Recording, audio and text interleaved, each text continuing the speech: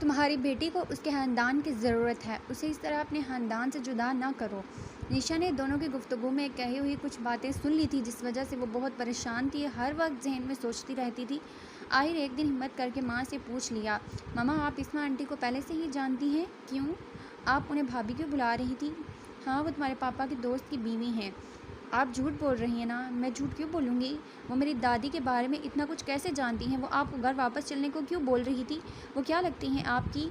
ज़ायदा एकदम से खुद को संभालते हुए वहाँ से उठ बैठी। बोले ना मम्मा, आंटी क्या लगती हैं हमारी? अब निशा की आंखों से आंसू बह रहे थे और ज़ायदा जैसे साकत हो गई थी। वो चची हैं तुम्हारी? ज़ायदा ने कुछ देर खामोश रहने के बाद बोला। साहिर की मेरे साथ शादी होने में अम्मी ज़्यादा खुश ना थी, लेकिन अपने बेटे की वजह से खुश रहीं। साहिर मुझे बहुत चाहते थे। तुम्हारे पापा ने जीते जी कभी मेरा साथ ना छोड़ा। उनकी मौत फूड पॉइज़न से हुई थी जब तुम 6 या 7 साल की थी। तुम्हारी दादी ने तो जैसे सारा इल्ज़ाम मुझ पे धर लिया था। तुम्हें मुझसे छीन लिया और इतना कि मुझ पर साहर को ज़हर देने का इल्ज़ाम लगा दिया। ज़ाहिदा ने रोते हुए माजी से आगाह कर लिया था उसे, हालांकि वो कभी भी इस तरह निशा को गुजरे दिनों के बारे में बताना नहीं चाहती थी। तो बाकी घर वालों ने आपके लिए कुछ नहीं किया? घर वालों ने ना मेरी मुखालफत की ना हमायत। अलबत्ता सबको मुझसे हमदर्दी तो थी, लेकिन अम्मी के आगे वो कुछ नहीं कर सकते थे। मोहब्बत दिल में उतरे। परवीन, अरे इस्मा वहाँ क्यों खड़ी हो, अंदर आओ। नफीसा ने पानी का ग्लास रखते हुए इस्मा को बुलाया। जी अम्मी। बहुत अच्छा किया तुमने जो यहाँ रुक गई। देखो कैसी रौनक लगी हुई है हमारे घर में। तुम सबके आने से कुछ दिनों में समीर भी आ रहा है। अभी तुम जाने की तैयारी मत पकड़ लेना। और मैंने अली से भी बोल दिया है अपना काम जल्दी ख़त्म करके यहाँ आ जाए। अम्मी, मैं फ़ातिमा और ज़ायदा के बारे में सोच रही थी। इतने साल उन दोनों ने कैसे गुजारे होंगे अकेले। हमारे बच्चे पढ़ाइयों और कामों की वजह से एक दूसरे से दूर रहते हैं, लेकिन आपस में ताल्लुक़ और रिश्ता तो कायम है ना। जब भी मौका मिलता है हम सब हवेली में साथ इकट्ठे हो जाते हैं। प्यार, अपनायत, बड़ों का साया और उनका साथ सारे बच्चों ने खूब पाया है, लेकिन फ़ातिमा उनसे महरूम रही है। कल को हम साहर को क्या जवाब देंगे कि हम उसकी बच्ची को संभाल ना पाए? वो बीवी जिससे वो बेहद मोहब्बत करता था, उसे ही हमने घर से निकाल दिया। इसमें कभी कभार इंसान अपनी ज़िद और अना में बहुत नुकसान कर देता है। कमबख्त ये अना पता नहीं है इस दम हमारे होश वास पर कैसे भारी हो जाती है कि कुछ और दिखाई नहीं देता। अपनी जिम्मेदारी ना और ना किसी की खुशी। आज अगर फ़ातिमा उनसे महरूम है तो उन सब की वजह मैं हूँ। मैंने उसके हकूक़ छीन डाले। अगर मैं ज़ायदा को मजबूर ना करती तो वो कभी इस तरह फ़ातिमा को लेकर कहीं दूर ना जाती। मुझे तो याद था कि फ़ातिमा मेरे साहर की आखिरी निशानी है, लेकिन ये क्यों भूल गई कि ज़ायदा भी तो मेरे बेटे की बीवी थी। वो बीवी जिसे वो दिलो जान से चाहता था। फिर मैंने उसको दरबदर होने पर मजबूर क्यों कर दिया? अम्मी, गए हुए वक्त तो हम वापस नहीं ला सकते, लेकिन जो माजी में गलतियाँ हो जाएँ उनकी माफ़ी मांग कर हम कुछ तो अजाला कर सकते हैं ना। नादानी में दिए गए ज़ख्म वापस तो नहीं ले सकते, लेकिन अपने मरहम रख कर दर्द को कम कर सकते हैं। ये मौका किस खुशकिस्मत को मिलता है। ऐसे मौके खुदा सबको नहीं देता। इस्मा ने अम्मी के दोनों हाथ पकड़े हुए बोला, लेकिन मैं वो खुशकिस्मत नहीं हूँ बेटा। ज़्यादा के ऊपर हुई ज़्यादती तो थी, पता नहीं वो ये सब दरगुजर करेगी या नहीं। मैं उससे माफ़ी मांग लूँगी, उसके पैर पकड़ लूँगी। वो मेरी बहुत इज़्ज़त करती थी। मैं उसके साहर की माँ हूँ ना। बस वो मुझे एक बार मिल जाए, लेकिन शायद मेरे लिए सज़ा है जो मैं इतने सालों से उसका इंतज़ार कर रही हूँ। अम्मी ने फिर से हसरत भर निगाह इस्मा को देखा। अब आपको ज़्यादा इंतज़ार करने की ज़रूरत नहीं है अम्मी, बहुत जल्द फ़ातिमा से मिलने वाली हैं आप। अम्मी, अगर तड़प सच्ची हो और अल्लाह के हज़ूर आपकी तौबा कबूल हो जाए तो सारे धन हट जाते हैं और अल्लाह किसी भी तरह हमारी राह आसान कर देता है। इस्मा की बात को वह हैरत से सुन रही थी। ये तुम क्या बोल रही हो इस्मा? मेरी फ़ातिमा कहाँ है? क्या तुम जानती हो? वो मुझे ज़ारा की मंगनी के फंक्शन में मिली थी। इस्मा ने ज़ारा की तरफ देखते हुए बोला, जो कि नानों के पास बैठी थी। अम्मी कहती है ना, जो होता है अच्छे के लिए होता है। ये आपकी और हम सब की दुआओं का नतीजा है जो खुदा ने मुझे मंगनी पे जाने की बात मेरे दिल में डाली, वरना तो हमारे घर से कोई नहीं जा रहा था। तो क्या वो हैदराबाद में रहती है? अरे तो उसे यहाँ क्यों नहीं लेकर आए? मुझे फ़ोन क्यों नहीं किया? इस्मा, तुम इतनी गैर जिम्मेदार कैसे बन गई? और मेरा अली क्या कर रहा था? वैसे तो बड़े बड़े दावे करता है मेरी फ़ातिमा को वापस लाने के, और आप उसे वहीं छोड़ आए सब। अम्मी की सांसें फूल रही थी। वो बोलती जा रही थी। इस तरह अपनी पोती की खबर सुनकर वह जज्बाती हो गई थी। सब ने नफीसा बेगम को मुश्किल से संभाला था। उसे अपने बिस्तर पर लटा दिया गया था। इस्मा ने उसे धीरे धीरे सारी बातें बता दी थी कि कैसे उसकी मुलाकात हुई, कब और कहाँ हुई, वो कहाँ रहती है, वगैरह वगैरह। निशा, तुम उदास क्यों हो? क्या सोच रही हो? कुछ नहीं मम्मा। निशा अपने कमरे में खामोश किसी सोच में डूबी हुई थी। फिर की उदासी क्यों? पापा की याद आ रही है। अगर वो होते तो आज सब कुछ अलग होता। हम भी उनके घर में रहते जहाँ पापा की ढेर सारी यादें जुड़ी हुई हैं। निशा ने ज़ायदा की तरफ देखते हुए बोला, क्या तुम वहाँ जाना चाहती हो अपने पापा के घर? मम्मा, जिस घर में आपके लिए कोई जगह नहीं, भला मैं वहाँ कैसे जा सकती हूँ? निशा ने उसके गले लगते हुए बोला, बेगम साहिबा कोई आपसे मिलने आया है। कौन है? मालूम नहीं, आपके रिश्तेदार बता रही हैं। अच्छा तुम उन्हें बिठाओ, मैं आती हूँ। ज़ायदा ने निशा के आंसू साफ किए। बाहर आकर वो हैरान रह गई क्योंकि वहाँ तैयब और नफीसा बेगम खड़े थे। सालों बाद वो एक दूसरे को देख रहे थे। कदम लड़खड़ाए थे। धीरे धीरे वो उनके करीब आकर खड़ी हुई और दोनों को घूरने लगी। सालों बाद भी पीछा नहीं छोड़ा आपने मेरा, बहुत ज़िद्दी हैं आप, अब तो मानना पड़ेगा। ज़ायदा हम कोई बहस या झगड़ा करने नहीं आए, फातिमा से मिलने आए हैं। अम्मी सर झुकाए खड़ी थी। तैयब उसको थामते हुए बोला, लेकिन इससे आप लोग क्यों मिलना चाहते हैं? वो आपको नहीं जानती। हम लोग बहुत खुश हैं अपनी दुनिया में, आप लोग क्यों आ गए हमें परेशान? ज़्यादा जज्बाती अंदाज में बोलते हुए अचानक रुक गई जब उसने देखा कि अम्मी हाथ जोड़कर खड़ी थी, नदामत के साथ उसकी तरफ देख रही थी। मुझे माफ़ कर दो बेटा, मुझसे बहुत गलतियाँ हुई हैं, मैं लाख बुरी हूँ, लेकिन तुम बहुत अच्छी हो, साफ़ कुशादा दिल। माजी में जितने भी इख्तलाफ हुए उन सब की ज़िम्मेदार मैं हूँ। मैंने बेगुनाह तुम्हें कसूरवार ठहराया। साहिर की मौत की ज़िम्मेदार तुम नहीं थी, लेकिन ना जाने उस वक्त मेरे जहन, मेरे दिल और दिमाग में क्या हो गया था कि मैं पागल हो गई थी। साहिर के बाद तुम भी तो बिल्कुल टूट चुकी थी। तुम्हें सहारा और दिल जुई करने के बजाय मैंने तुम्हें घर से जाने को कहा, तुमसे फातिमा को अलग कर दिया। निकल जाओ मेरे घर से, दोबारा अपनी शक्ल मत दिखाना। खानदान और बेटे की इज्जत का ख्याल ना होता तो मैं तुम्हें कब का झील भिजवा चुकी होती। आज अगर मेरे बेटे की जुदाई सहनी पड़ी है तो वो सिर्फ तुम्हारी वजह से है। वो बड़े रौब और गुस्से से उसको धमका रही थी। लेकिन अम्मी मैं अपने साहिर के साथ क्यों करूँगी ऐसे? तुम मुझे मारना चाहती थी, लेकिन वो खाना साहिर ने खा लिया और मेरी जगह जहर उसके जिस्म में चला गया। तुम कातिल हो मेरे बेटे की। मैं अपनी पोती को मजीद तुम्हारे साथ रहने नहीं दे सकती। ज़ायदा को माजी में झीले गए सितम याद आ गए थे। वो देखकर हैरान थी कि वही नफीसा बेगम जिसने कभी मुजरिम ठहराकर उसे घर से निकाल दिया, आज खुद एक मुजरिम की तरह इतराफ़ जुर्म कर रही थी और गिड़गिड़ा रही थी। ज़्यादा कर तुम मुझे माफ़ नहीं करोगी तो मैं साहिर को क्या जवाब दूँगी? मुझे साहिर की माँ समझकर उसकी खातिर माफ़ कर दो। मुझसे मेरे साहिर की निशानी को न छीनो। अब नफीसा उसके करीब आकर पाँव पकड़ने लगी थी। ज़ायदा ने उसे नीचे झुकने ना दिया और उठा लिया। ये क्या कर रही हैं आप? ज़ायदा ने उसकी तरफ देखते हुए सहारा देकर सोफ़े पर बैठा लिया था। साहिर की बेटी की फ़िक्र थी आपको, लेकिन मेरी बारे में नहीं सोचा। मैं भी तो उन्हीं की बीवी थी, कम अज़ कम अपने बेटे की और पोती की खातिर मुझे बर्दाश्त कर लेती आप। उसने शिकायत भरे लहजे में बोला। अब ज़ायदा का गुस्सा ठंडा हो चुका था। उसे ये तवक्को बिल्कुल भी ना थी कि नफीसा बेगम इतनी शर्मसार होंगी।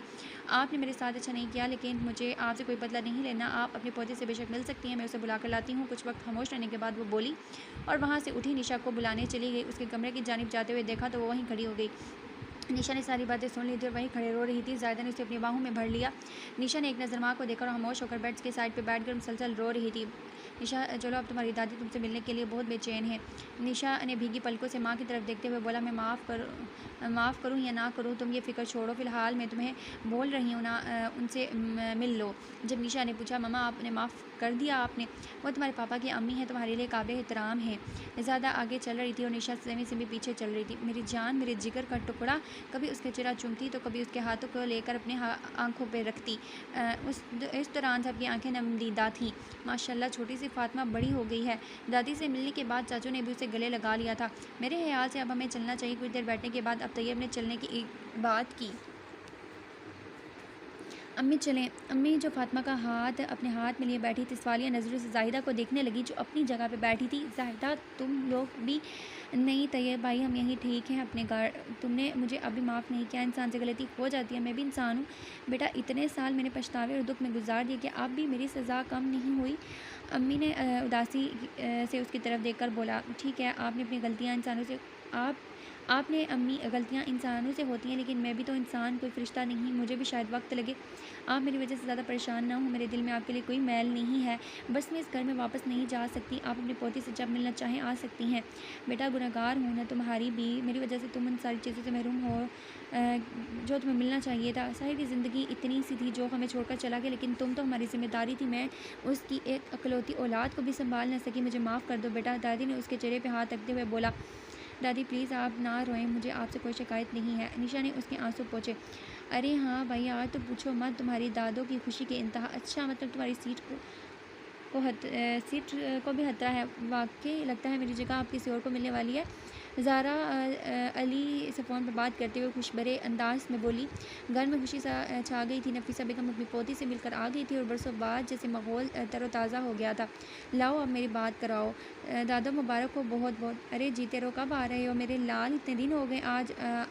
आज आ रहा हूँ, कल आ रहा हूँ। अरे दादो अब आपको मेरी क्या ज़रूरत? वैसे भी हमें आप कहाँ लिफ्ट मिलने वाली है, आपकी लाडली पोती जो मिल गई आपको। अरे सभी मेरे बच्चे हो और अब उससे कोई हसद नहीं करेगा, मैं बोल देती हूँ। तुम लोगों ने बहुत लाड प्यार उठवा लिया मेरा, तो वो बेचारी बचपन में ही दूर हो गई हमसे। मैं आज बहुत खुश हूँ। और हाँ बेटा, अब मैं सबको साथ में देखना चाहती हूँ। समीर भी आ रहा है, कल सब बच्चे फातिमा से मिलने जाएंगे, तुम भी आ जाओ जी इंशाल्लाह। ज़ायदा लंच में बैठी मैगज़ीन पढ़ रही थी, जब ही निशा उसके करीब आकर बैठ गई। मम्मा, सना का फ़ोन था। अच्छा, क्या बोल रही थी? ज़ायदा ने मैगज़ीन में नज़र जमाए हुए पूछा। वो लोग कुछ देर में यहाँ आ रहे हैं। अच्छा, कौन कौन आ रहा है? सना और उसके बाकी कज़न्स। सना के कज़न मतलब कि तुम्हारे भी कज़न हुए? निशा। ज़ायदा ने मैगज़ीन से नज़र हटाकर उसकी तरफ देखते हुए बोला। हाँ हाँ, तो ठीक है ना, मिल लेना। वो मुझे हवेली चलने के लिए मिन्नतें कर रही थी, और अगर सब ने यहाँ आकर भी चलने की ज़िद की तो ज़ायदा ने उसकी तरफ देखा और मैगज़ीन एक तरफ रख दिया। तो तुम चली जाना वहाँ, लेकिन मैं अकेली कैसे? अकेली थोड़ी हो तुम, तुम्हारा पूरा ख़ानदान होगा वहाँ, और सना से तो तुम्हारी बातचीत होती रहती है। तुम्हें वहाँ कोई परेशानी नहीं होगी। फिर मैं ड्राइवर को भेज दूँगी, वो वापस ले आएगा तुम्हें। वो दोनों वहीं बातें कर रही थी, तभी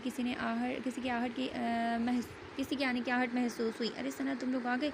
निशा ने सबसे मिल लिया। अब सारे बच्चे ज़ायदा की तरफ आ गए थे। ज़ायदा ने भी सबके साथ शफ़क़त से सर पे हाथ फेरते हुए वेलकम किया।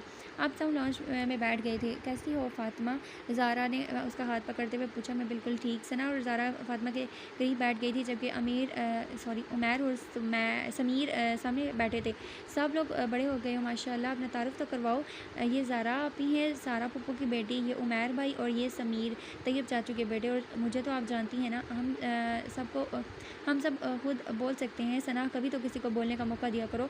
समीर ने उसे टोकते हुए बोला, जिससे सना का चेहरा उतर गया। वो मुँह फुलाकर बैठ गई। वैसे सना, तुम अपने भाई को साथ नहीं लाई? नहीं, वो यहाँ पर नहीं है, लेकिन आज आने वाले हैं। अच्छा ज़रा, तुम माही के कज़न और होने वाली भाभी हो ना? मैं वहाँ आई थी तुम्हारी मंगनी पर। अरे हाँ हाँ, बड़ी अम्मी ने बताया मुझे, लेकिन मुझे ठीक से तुम्हारा चेहरा याद नहीं था। अब वो तीनों साथ में बैठी एक दूसरे से बातें कर रही थी। ज़्यादा उमैर और समीर के करीब बैठी हालचाल मालूम कर रही थी। वैसे तुम लोग अब क्या कर रहे हो? मैंने MBA करने के बाद पापा के साथ अपना बिज़नेस शुरू किया है। और बेटा तुम? उमैर के बाद अब ज़ायदा ने समीर की तरफ देखकर पूछा। जी, मैं अभी पढ़ रहा हूँ लाहौर की यूनिवर्सिटी में। तुम भी MBA? नहीं, मैं लिटरेचर पढ़ रहा हूँ। ये बिज़नेस के चक्कर में पढ़ने का हौसला नहीं मुझे। इन सब की हालत खूब देख ली मैंने। क्यों भाई, क्या खराबी है बिज़नेस में? खराबी की बात नहीं चची, इसके लिए दिमाग की ज़रूरत होती है, जो इस बेचारे के पास थोड़ी है। आप सब उसकी बात पर हंस रहे थे, जैसे उसने अपनी बात का बदला ले लिया हो। अच्छा अच्छा, तुम्हारे पास तो काफ़ी सारा दिमाग है, फिर तुम क्यों नहीं कर लेती? सुमैर ने हुक्की से बोला, और सना से घूरती रह गई। सब ने लंच साथ किया, और खूब एक दूसरे से बातें। सारा खाना बहुत अच्छा था, ख़ास कर कोफ्ते आपने बहुत अच्छे बनाए थे फातिमा आपकी। हाँ, फातिमा तो बहुत अच्छे से कुकिंग कर लेती है। कुछ सीखो लड़कियों। समीर ने ज़ारा और सना की तरफ देखते बोला। तुम तो ऐसे टोक रहे हो जैसे खुद बहुत बड़े शेफ़ हो। सना ने फ़ौरन अपनी बेइज्जती का बदला लिया। तो सना, कुकिंग तुम लड़कियां ही करो तो बेहतर रहेगा। अब हम बाहर का काम संभालें या फिर किचन? वैसे बाहर का काम तो अली भी संभालता है, वो भी अकेले, लेकिन माशाल्लाह कुकिंग भी खूब जानता है। वो भी तो मर्द है तुम्हारी तरह। अब भाई एक बात तो है, अली भाई का मुकाबला हम नहीं कर सकते, वो हर फ़न बखूबी जानते हैं। अली कौन? फातिमा ने उनकी गुफ्तगू में हिस्सा लेते हुए पूछा। वो मेरे बड़े भाई। वो नहीं आया आप लोग के साथ? नहीं आना तो वो भी चाहता था, मगर अपने काम में मसरूफ़ है, आज शाम तक घर पहुँच जाएगा। बेचारा बहुत मसरूफ़ रहता है कसम से। उसकी बीवी तो ना घर पे अकेले बैठे बैठे बोर हो जाएगी, और देखना शादी के अगले रोज़ ही मैके चली जाएगी। समीर ने बोलते हुए सना को देखा, जानता था वो ज़रूर कुछ बोलेगी। हाँ, तो बिज़नेस में लोग ऐसे ही होते हैं, वो ज़्यादा मसरूफ़ ही रहते हैं। तुम करते तो पता चलता ना तुम्हें। और वैसे भी भाई सबका दिल जीतना खूब जानते हैं, और कोई खुश नसीब ही होगी जिसके नसीब में अली भाई आएंगे। अलबत्ता तुम्हारी बीवी ज़रूर तुम्हें छोड़कर भाग जाएगी, जिस तरह के तुम्हारे करतूत हैं। सना ने खूब सुना दी उसे। यार मजाक कर रहा हूँ सना, गुस्सा क्यों हो रही हो? अली भाई बहुत अच्छे हैं, बहुत केयरिंग हैं, मैं उनके बारे में थोड़ी ऐसे सोच सकता हूँ। वैसे फातिमा, तुम सना को देखकर अली के बारे में गुमान मत कर लेना। वो उसका भाई है, लेकिन उसकी तरह बिल्कुल भी नहीं है। बेचारा सीधा साधा और अक्लमंद है। बस एक सना ही तो हमारे ख़ानदान में थोड़ी कम अकल पैदा हुई है। सना और समीर घर में सबसे छोटे थे, आपस में कोई झगड़ा ना था, बस दोनों में नोक चोक चलती रहती थी, जिससे घर वाले बुरा ना मानते, बस उनकी बातें सुनकर लुत्फ़ अंदोज़ होते रहते। मम्मा, आप दिल से इजाज़त दे रही हैं ना? हाँ बेटा, तुम क्यों फ़िक्रमंद हो रही हो? तो फिर आप क्यों नहीं चल रही? अब ये सब छोड़ो निशा, जाओ, लोग इंतज़ार कर रहे हैं। वो देखो, और तुम्हारे कज़न भी बहुत अच्छे हैं, तुम्हें कोई वहाँ बोर नहीं होने देगा। वो मामा से इजाज़त लेकर उनके साथ चली। फातिमा आप सबके साथ हवेली पहुँच गई थी। उसके लिए खूब सारी तैयारियाँ की गई थी, पर घर में जैसे ईद का समा था, घर में उसका खूब अच्छे से इस्तकबाल किया गया था। जी मम्मा, मैं बिल्कुल भी बोर नहीं हो रही, बहुत सुकून मिल रहा है सबके साथ। अभी मैं दादों के साथ बैठी हूँ। जी, डिनर करके वापस आ जाऊँगी। दरवाजे पर खड़ी माँ के साथ बातें कर रही थी। फ़ोन बंद करने के बाद वापस आकर दादी के साथ बैठ गई। हाँ, तो दादू, आप पापा के बारे में बता रही थी, और भी कुछ बताएं ना। बेटा, साहिर बहुत फरमाबरदार, मेहनती और होनहार बच्चा था, हमेशा सबकी खुशियों का ख्याल रखता, अपने से ज़्यादा दूसरों की खुशियों का ख्याल रखता। वैसे तो सारे घर वालों की यही खूबी रही है, वो एक दूसरे पे जान छिड़कते हैं और अब देखा जाए तो वही सारे गुण मैं अब तुम सब बच्चों में महसूस करती हूँ। तो आपके हिसाब से पापा की जैसी शख्सियत किस पे पाई है? मेरा मतलब कुछ आदत या फिर किसी खूबी की बिना पर कौन उनके जैसा है? अली। अरे सना, अली से तो पूछो बेटा कहाँ रह गया है, अभी तक पहुँचा नहीं। वो मौसम भी ख़राब हो रहा है। तभी सना के मोबाइल पर वाइब्रेट हुआ मैसेज पढ़कर वो मुस्कुराई। अरे अब ये मैसेज पे मुस्कुराना छोड़ो, अली को फ़ोन करो। अरे दादो भाई का ही मैसेज तो पढ़ रही हूँ, वो पहुँच गए हैं, मैं भी लेकर आती हूँ। सना फ़ौरन वहाँ से उठी और दौड़ती हुई बाहर की तरफ भागी। सबके मुंह से अली की तारीफ़ और उसके पापा की मुशाबत का सुनकर फातिमा के मन में अली को देखने और मिलने का शौक़ पैदा हो गया था। वो अब इंतज़ार में थी उसे मिलने के लिए और उस बात से बिल्कुल बेखबर कि ये शख्स कोई अनजान नहीं बल्कि उसका जाना पहचाना है जिससे वो शदीद नफरत करती है। तूफ़ानी बरसात हो रही थी। अली गाड़ी से उतरकर जल्दी जल्दी दरवाजे तक पहुंचा जहां सना खड़ी उसे देख रही थी। पागल, यहाँ दरवाजे पे क्या कर रही हो? आपका वेट कर रही थी, पता है कितनी दफ़ा यहाँ के चक्कर लगा कर गई हूँ। 1 घंटा पहले आपने कहा था पहुँच गए, फिर ये इतनी देर क्यों? अरे तुम बरसात नहीं देख रही, रास्ता काफ़ी ख़राब हो चुका था, पानी जमा हो गया था, ट्रैफिक जाम थी। फ़ोन कर लेते आप। ट्राई किया था पर सिग्नल नहीं मिल रहे थे। वैसे डिनर कर लिया सब ने? हाँ भाई, वैसे तो आपका वेट कर लेते मगर फातिमा आपी को घर जाना था, इस वजह से हम सब ने खा लिया। तो क्या फातिमा चली गई घर वापस? वो सीढ़ियों पे कदम रखते रुक गया और सना की तरफ देखकर पूछा, अरे नहीं, आपसे मिलने के लिए रुकी है, बस जाने वाली है, अब आप चलें जल्दी से। हाँ लेकिन मैं चेंज कर लूँ? अली ने अपने कमरे का रुक किया। नहीं नहीं भाई, आप बस अभी चलें। हाँ निम्रा, क्या हाल है तुम्हारे? मेरे छोड़ो मेरी जान, तुम सुनाओ आजकल क्या हो रहा है? बस निम्रा पूछो मत, मैं लफ्ज़ों में बयान नहीं कर सकती कि मैं कितनी खुश हूँ। तुम्हें पता है अपनी फैमिली और ददयाल को लेकर मुझे कितनी फ़िक्र होती थी, तो मैं सिर्फ हसरत ही करती थी कि काश मेरे भी रिश्तेदार होते जो मेरे साथ रहते। मुझे तो पता ही नहीं था कि मेरी इतनी बड़ी और बहुत प्यार करने वाली फैमिली है, दादू चाची चची, बहुत सारे कज़न। मैं बहुत खुश हूँ निम्रा। वो निम्रा को फ़ोन पे अपना हाल बता रही थी, उसके लहजे से खुशी खूब ज़ाहिर थी। तो क्या तुम्हारी मम्मा और दादी के इख्तिलाफ़ ख़त्म हो गए? अरे आहिस्ता आहिस्ता वो भी ख़त्म हो जाएंगे। इस वक्त वहीं पर हो? हाँ यार बस जाने वाली हूँ, वो मेरा एक कज़न शहर से बाहर था, वो आने वाला है, उससे मिल लूँ फिर जाऊँगी। वैसे निशा, इतने दिन बाद तुम काफ़ी खुश लग रही है, बहुत अच्छा लगा तुम्हारी बातों में। अब मेरी पहले वाली निशा वापस लौट आई है, या फिर यूँ कहूँ कि पहले से भी ज़्यादा जान गई है, जान आ गई है तुम में, वरना तो उस हादसे के बाद तुम जैसे मुरझा सी गई थी। वैसे क्या उसने तुमसे दोबारा मिलने की कोशिश की या कोई रब्ता वगैरह? और दफ़ा करो, खुशी के मौके पर उसे क्यों याद कर रही हो? वैसे अब अगर वो आ भी जाए तो मुझे उससे कोई खौफ डर नहीं। पहले मैं अकेली थी लेकिन अब मेरे साथ मेरा पूरा ख़ानदान है, वो भी इतना प्यार करने वाला और मुझ पर जान छिड़कने वाला। वो कमरे के कोने में खड़ी देरी से बात कर रही थी और दादा उस माँ बेड पे लेटी आपस में बातों में लगी थी। तभी अली कमरे में दाखिल हुआ, बेड के करीब रखे सोफे पर बैठकर उसे दादो के हालचाल मालूम करने लगा। निशा का चेहरा दूसरी जानिब था इसलिए अली उसे पहचान न सका। वैसे वहाँ बैठा उसकी बात खत्म होने का इंतजार कर रहा था। तभी अली का फ़ोन बजा और वो उठकर दरवाजे के बाहर चला फ़ोन अटेंड करने। निशा अब बात खत्म करके दादू के पास बैठ गई थी। अब जैसे अली का इंतजार कर रही थी वो। अरे अब बाकी बातें बाद में कर लेना, आ जाओ, मेरे पोते से भी कुछ हाल चाल मालूम कर लो, दादू ने इसे आवाज़ लगाते हुए बोला। अली जो कि कमरे के बाहर दरवाजे के पास खड़ा बात कर रहा था, अब फ़ोन बंद करके अंदर आया। फातिमा का चेहरा दादू की तरफ था, उसने कमरे में दाखिल होकर खुश दिली से सलाम किया। अस्सलाम वालेकुम। वालेकुम सलाम। जब पलटी तो अल्फाज वहीं रुक गए। अली से खड़ा देख रहा था जिसके पैरों तले ज़मीन निकल गई थी। सख्त सर्दी में भी दोनों के चेहरे पसीने से छूट रहे थे। घटिया हो तुम और तुम्हारा ख़ानदान, खुदा मुझे तुम्हारी शक्ल कभी ना दिखाए, तुम्हारे जैसे मर्द सिर्फ औरत को दिल बहलाने का सामान समझते हैं और कुछ नहीं। मेरे ख़ानदान और मेरी इज़्ज़त को तुमने मिट्टी में मिला दिया। ये हरकत करने के बाद मुझसे आप कभी भी मोहब्बत की उम्मीद मत रखना।